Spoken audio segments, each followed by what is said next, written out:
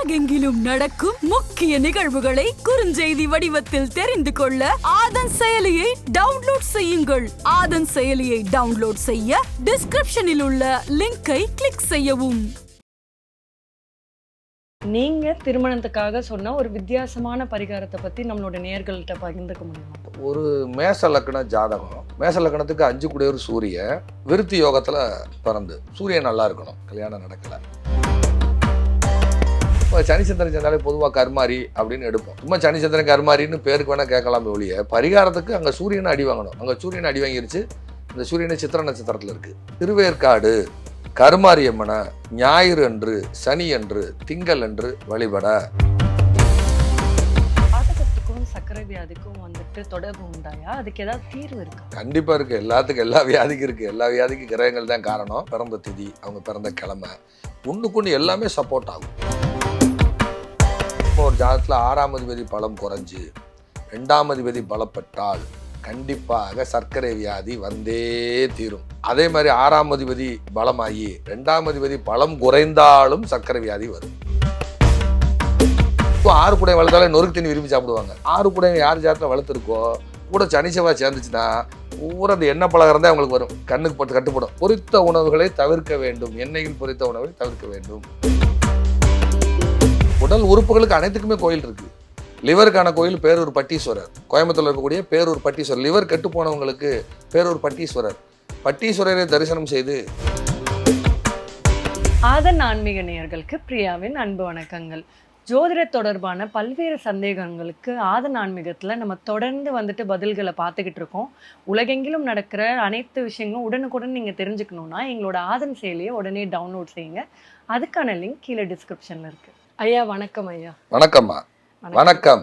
வாழ்க வளமுடன், வாழ்க வளமுடன், வாழ்க வையகம். ஐயா, இப்போ திருமணத்துக்கு பல்வேறு விதமான பரிகாரங்கள் வந்துட்டு சொல்லிட்டு இருக்காங்க. நம்ம நிறைய கேள்விப்பட்டிருக்கோம். நீங்க திருமணத்துக்காக சொன்ன ஒரு வித்தியாசமான பரிகாரத்தை பத்தி நம்மளோட நேயர்கள்ட்ட பகிர்ந்துக்க முடியுமா? அம்மா, நிறைய சொல்லியிருக்கிறேன். நிறைய ஏகப்பட்ட விஷயம் பரிகாரம் சொல்லியிருக்கிறேன். இது மாதிரி கிட்டத்தட்ட எனக்கு தெரிஞ்சு நான் என்னுடைய லைஃப்பில் குறைஞ்சது மினிமம் ஒரு 5000 ஜாதகம் பார்த்துருப்பேன்.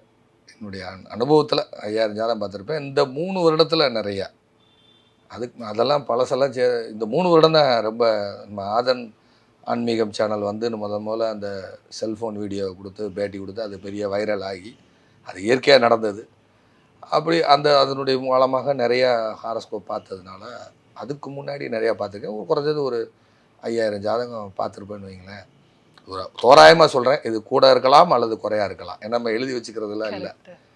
நான் சொன்ன பரிகாரங்களையே நான் ஆள் போட்டு எழுதிக்கிட்டு இருக்கேன் இப்போ. ஏன்னா நிறையா சொல்லி நிறைய மறந்துடும். நான் எல்லாருக்கும் மறதின்னு ஒன்று இருக்கும் இல்லையா? மறதி இருக்கிறனால மனித வாழ்க்கை இயங்கிட்டு இருக்கு. அப்போ அந்த மறதி இருக்கிறனால நம்ம என்ன சொன்னோம், என்ன பேசியிருக்கோம் யூடியூப் சேனலில், என்னுடைய சேனலில், நம்ம ஆதனில், மற்ற சேனலில் அதை ஆள் போட்டு சம்பளம் கொடுத்து எழுதிட்டு இருக்கேன். அது என்னுடைய நெருங்கிய நண்பர் எழுதிட்டு இருக்காரு. அப்போ நிறைய சொல்லியிருக்கிறேன். நீங்கள் சடனாக கேட்குறனால ஒரு மேச லக்ன ஜாதகம், மேச லக்னத்துக்கு 5 கூடியவர் சூரியன். அந்த சூரியன் வந்து துலாம் வீட்டில் சித்திரை நட்சத்திரத்தில் இருக்கார். துலாம் வீட்டில் சித்திரை நட்சத்திரத்தில் இருக்கார்.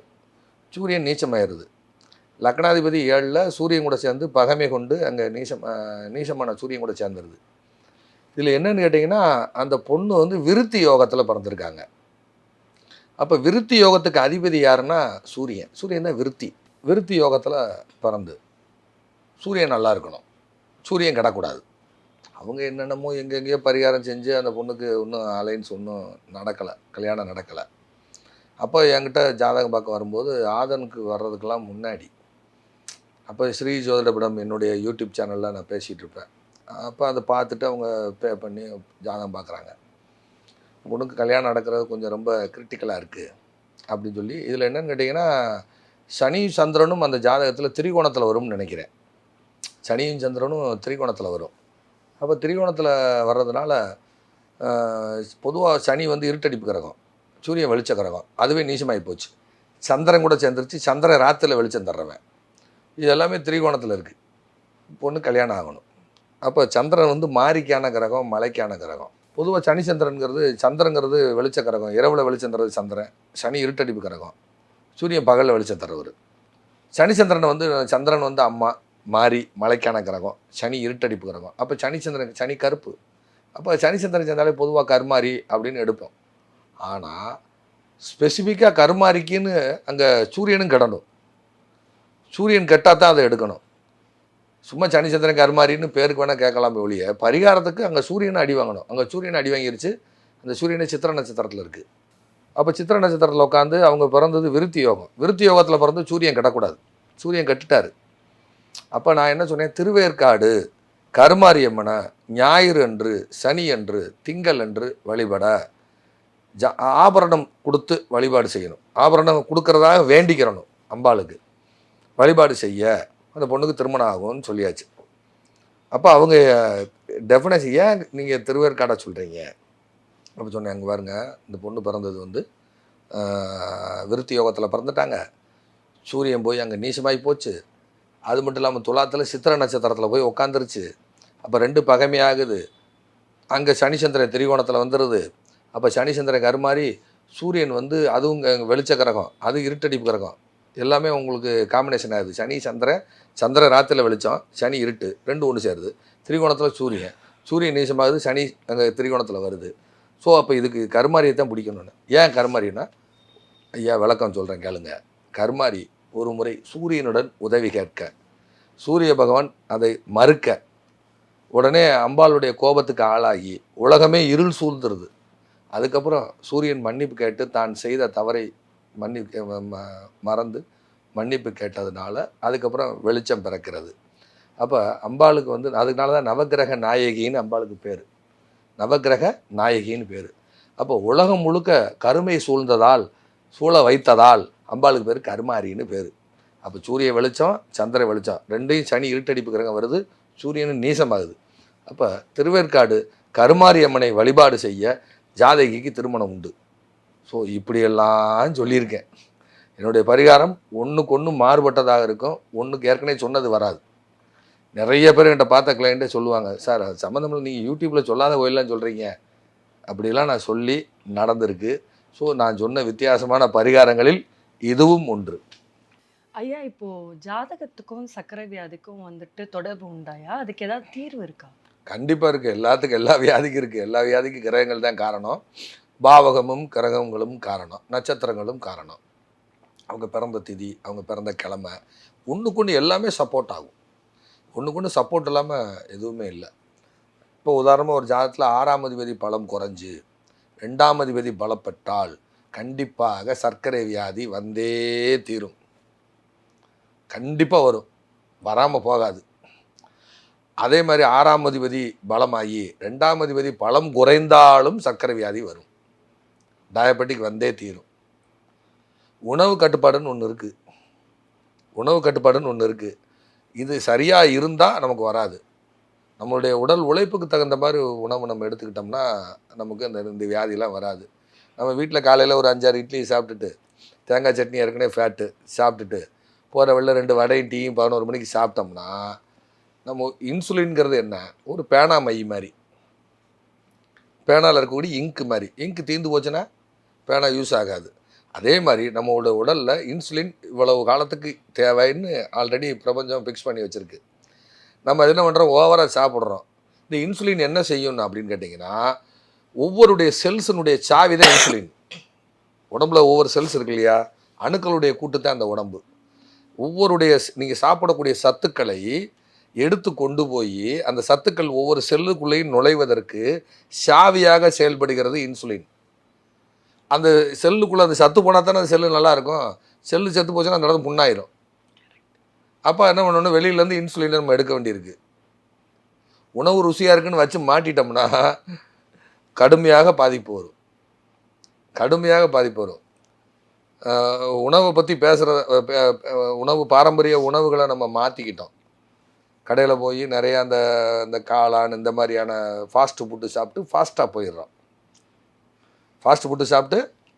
நம்ம பாரம்பரிய உணவை நம்ம கற்றுக் கொடுப்பதில்லை.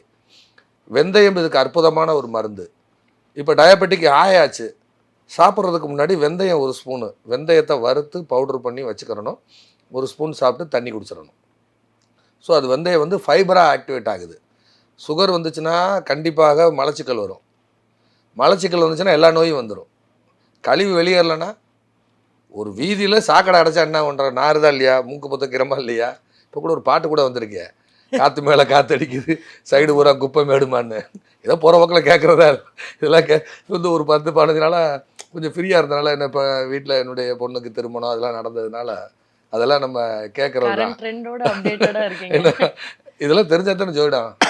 அப்போ நமக்கு நம்ம அது நம்ம நாத்தம்னு சொல்கிறோமா இல்லையா, அதே மாதிரி உடல் நாரிடுமா இல்லையா. அப்போ இதுக்கு ஃபைபர் ஆக்டிவேட் பண்ணிகிட்டே இருக்கணும். ஃபைபர் உணவு எடுத்துக்கிறணும், கார்போஹைட்ரேட்டை தவிர்க்கணும். ஃபைபர் உணவு எடுக்கும் பொழுது இன்னொன்று சர்க்கரை வியாதி வந்துருச்சுனாலே அதிகமாக பசி ஏற்படும். அப்போ தான் நமக்கு போண்டா மிச்சர்லாம் கண்ணுக்கு தெரியும். அது வரைக்கும் நிறைய சாப்பிட்டுட்டோம், இருந்தாலும் அதை கட்டுப்படுத்த நம்மளால் முடியாது. அந்த சாப்பிடணுங்கிற எண்ணம் வரும். சரி, அது சாப்பிட்டுத்தே ஆகணும்னா நிறைய உடற்பயிற்சி, நிறைய நடைப்பயிற்சி, இந்த இந்த வெந்தயம் உணவு, அறுசுவை உணவு சாப்பிட்டவங்களுக்கு நோய் இல்லை. கசப்பு, துவர்ப்பு இதை நம்ம சேர்க்கறது இல்லை. டெய்லி அதை எடுத்துக்கும் பொழுது இதில் வந்து கசப்பு இருக்குது, துவர்ப்பும் இருக்குது. அதை எடுத்துக்கொள்ளும் பொழுது நமக்கு அந்த டயாபெட்டிக்கை மெயின்டைன் பண்ணலாம். இன்னொன்று என்னென்னா, டயாபெட்டிக் வந்தால் ரொம்ப ரொம்ப கவனம் என்னென்னா, கை காலில் காயப்படாமல் இருக்கணும். காயப்பட்டுச்சுன்னு சிக்கலாயிரும். கால் மதப்பு, கால் எரிச்சல் இதெல்லாமே வந்துடும்.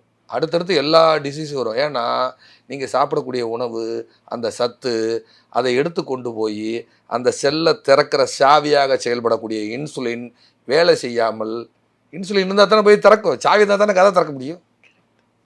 இப்போ குடோன் இருக்குது, உள்ளே கொண்டே அரிசி முட்டையை கொண்டே இறக்கணும், சாய் வேணுமில்ல.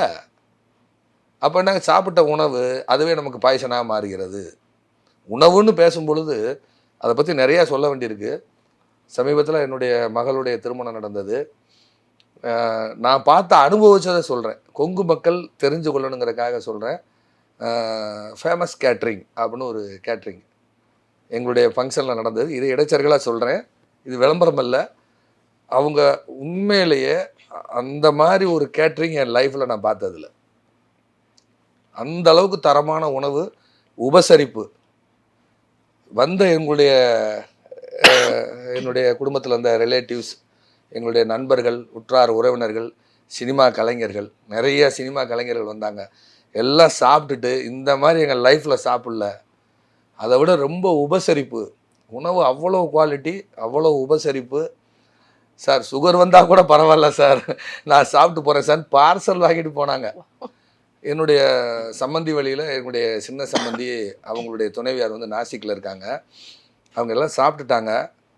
பொடி தோசை சாப்பிட்லையே, நம்ம சாப்பிட முடியலையே அப்படின்னு நான் எல்லாம் சுட்டுக்கிட்டு இருக்காங்க, சாப்பிட்லையே அப்படின்னு அவங்க சொன்ன உடனே ஃபேமஸ் கேட்ரிங்குடைய ஒரு நிர்வாகி, ஒரு ஒரு ஒரு தொழிலாளி வேகமாக போய் பிளேட்டில் அந்த பொடி தோசையை கொண்டு வந்து வச்சு சாப்பிடுங்கன்னு இருக்கிறாங்க. நான் சாப்பிட்லேன்னு சொன்னதுக்காக கொடுத்தாங்க சார். இந்த மாதிரி உபசரிப்பு நாங்கள் எத்தனையோ கல்யாணத்துக்கு போயிருக்கிறோம். இது எப்படி நீங்கள் சூஸ் பண்ணீங்க ஃபேமஸ் கேட்ரிங்க அப்படின்னு சொல்லி கேட்டு ரொம்ப சந்தோஷப்பட்டாங்க. அவர் யாருன்னு எனக்கு தெரியாது. ஒரு முறை காலையில் நடைபயிற்சி போயிட்டு இருக்கிறேன். அந்த ஃபேமஸ் கேட்ரிங்குடைய ஓனர் அவர் புல்லட்டில் வர்றாரு. என்னை பார்த்துட்டு சார் நீங்களா அப்படின்னு சொல்லி செல்ஃபி எடுத்தார். நான் சினிமா ஆக்டராங்க, என்னை போய் செல்ஃபி எடுக்கிறீங்கண்ணே. இல்லை சார், ஒரு நிமிஷம் உங்களை ஃபோட்டோ எடுத்துக்கணும், என்னோடய ஃப்ரெண்ட் சர்க்கிளுக்கு அனுப்பணும் அப்படின்னு சொல்லி அவர் ஃபோட்டோ எடுத்துகிட்டு போனார். அதுக்கப்புறம் அவருடைய நட்பு கிடச்சது. அதுக்கப்புறம் ஒரு 6 மாதம் கழிச்சு தான் என்னுடைய பெண்ணுடைய திருமணம் ஃபிக்ஸ் ஆகி போன 6ஆம் தேதி நடந்தது. அந்த மாதிரி ஒரு தரமான உணவு கொடுத்தாங்க. எல்லாமே பார்த்திங்கன்னா அந்த நிறையா நாங்கள் சொன்ன மாதிரி டிஷ்ஷு, நாட்டு சர்க்கரை, அந்த மாதிரி இதிலெல்லாம் முடவாட்டுக்கால் சூப்பு இதெல்லாம் வெளியில் கிடைக்கும். நானே அதை 2 தோசை தான் சாப்பிட்டேன் அன்றைக்கி. ஸோ அந்த மாதிரி உணவை பற்றி பேசுனால அதையும் சொல்கிறேன். அந்த அளவுக்கு அவங்க பண்ணதுக்கு அவங்களுக்கு கோடான கோடி நன்றி. அவங்க உண்மையிலேயே கொங்கு மக்கள் அவங்களை பயன்படுத்தி கொள்ளணும். அவங்களுடைய உபசரிப்பும் அந்த உணவு கொடுத்த பாங்கும் சாப்பிடக்கூடியவங்களை கைட் பண்ணது ரொம்ப அற்புதமாக செஞ்சாங்க. சரி, திரும்ப சர்க்கரை நோய்க்கே வருவோம். ஸோ இந்த சர்க்கரை வந்தவங்களுக்கு சில நியூட்ரிஷன் ஃபுட் இருக்குது. சில அந்த நியூட்ரிஷன் ஃபுட் எடுக்கும் பொழுது கண்டிப்பாக சர்க்கரை 100% அவங்கள ஒன்றும் டிஸ்டர்ப் பண்ணாது. அது நம்ம தொலைபேசியில் கேட்டு ஜாதகம் பார்க்குறவங்களுக்கு அது என்ன சாப்பிட்டா குணமாகும்.